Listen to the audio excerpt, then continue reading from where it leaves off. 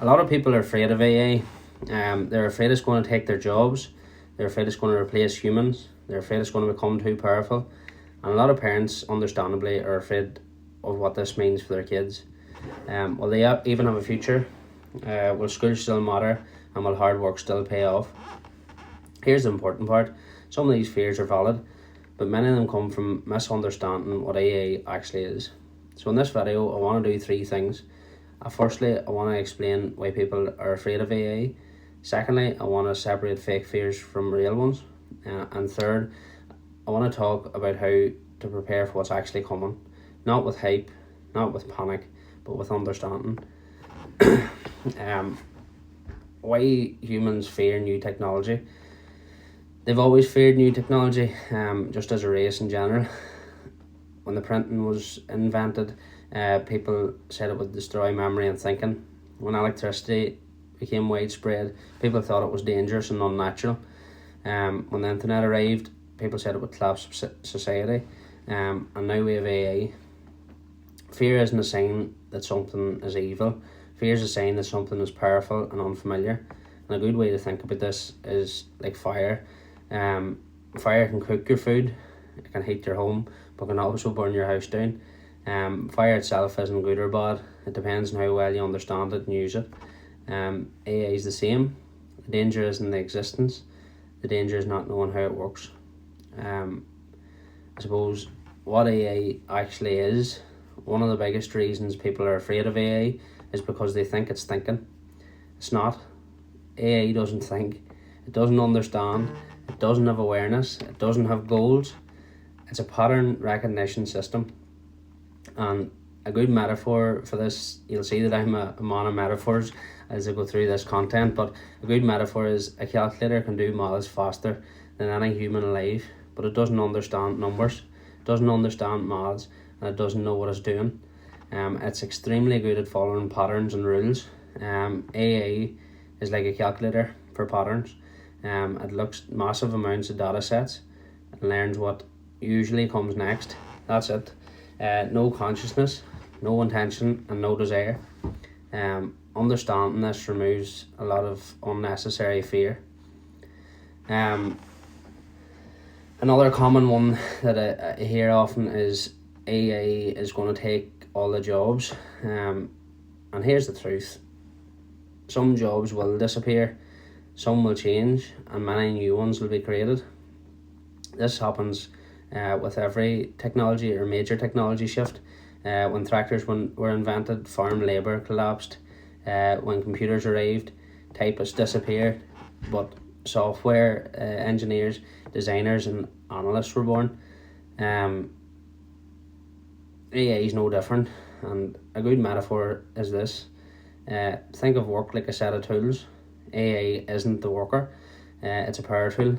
A person with a power tool can do the work of 10 people. So the real risk isn't losing your job to AI, it's losing your job to someone who actually understands how to use it properly. One I can really understand is parents' fear for kids. Parents are especially scared, and honestly, I can't understand why. They're asking questions like, what should my children study? Will school still matter? Will effort still matter? What kind of future are they actually walking into?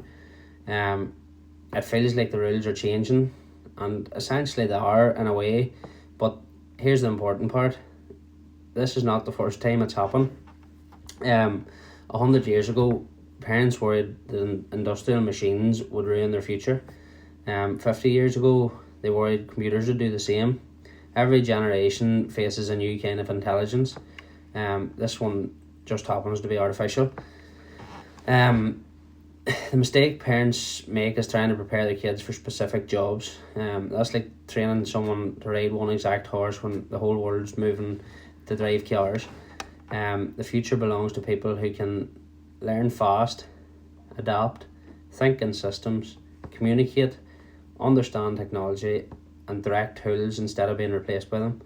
If your child learns how to think, not just what to memorize, they'll be 100% fine. Another big fear is, what if AI gets out of control?